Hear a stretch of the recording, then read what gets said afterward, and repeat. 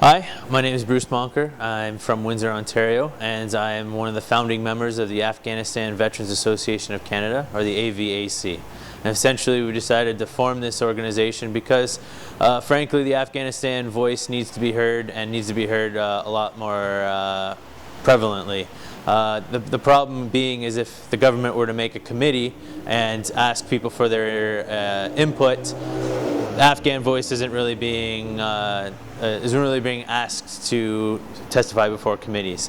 And in fact, because the new Veterans Charter was implemented in 2006, the problem being is that majority of the people affected by this new Veterans Charter would in fact be Afghan vets. So by de facto, it would be actually, smart just to ask Afghan vets their opinion and their problems with the new system.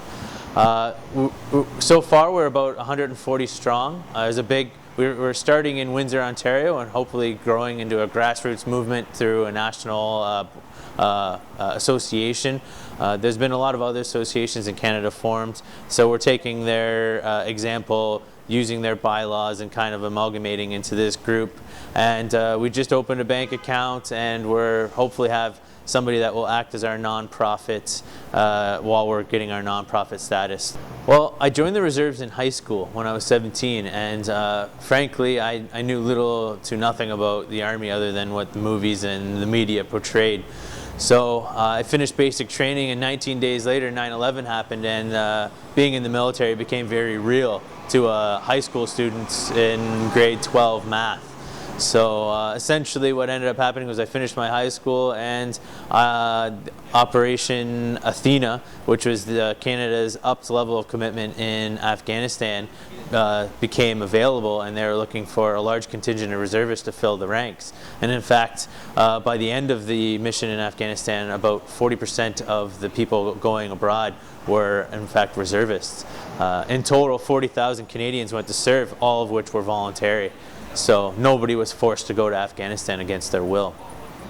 That's indicative to the Canadian spirit, and especially the Windsor area sent, I've heard, per capita more men and women to Afghanistan than any other. But I've found that Windsor has in fact been one of the two cities to etch the Afghanistan war in their cenotaph. So the patriotism in Windsor, I find, is bar none to anywhere else. Right, I took part in Operation Medusa, which was actually the largest Canadian-led battle since the Korean War.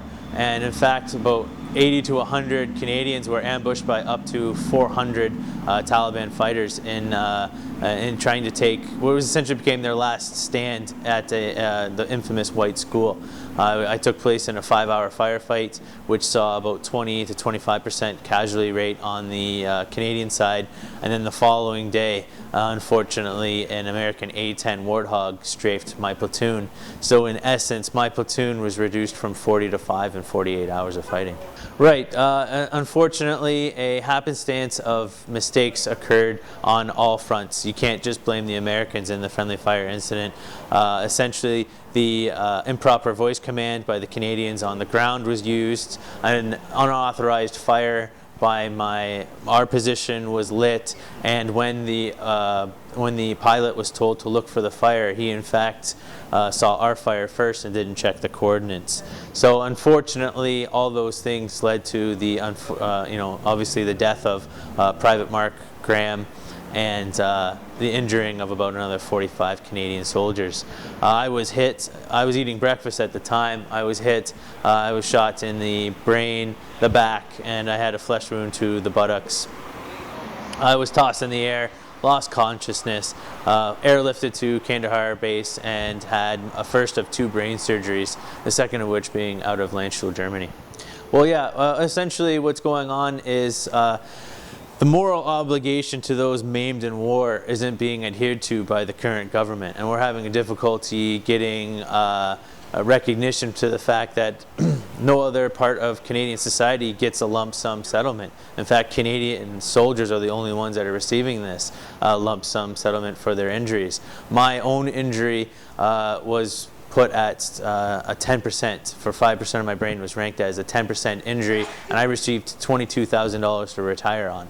So, I mean, these are large discrepancies within the system that needs to be addressed, and it's taking up, well, that was 8 years ago for myself, and I'm still going through the appeal process 8 years later. The $22,000 represent my pension. If you were to put that in perspective, when the Afghanistan conflict was heightened in 2006 and the implementation of the new Veterans Charter in 2006, there were 54 currently serving MPs that were part of the unanimous vote for that, for those two things.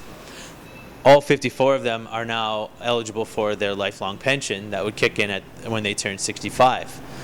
Now, for the sake of math, we'll just say that those pensions represent $100,000 a year, but in fact, it's a lot higher. So if you were to say at 65 and say they live to about 85, 20 years, that represents about 108 million Canadian dollars.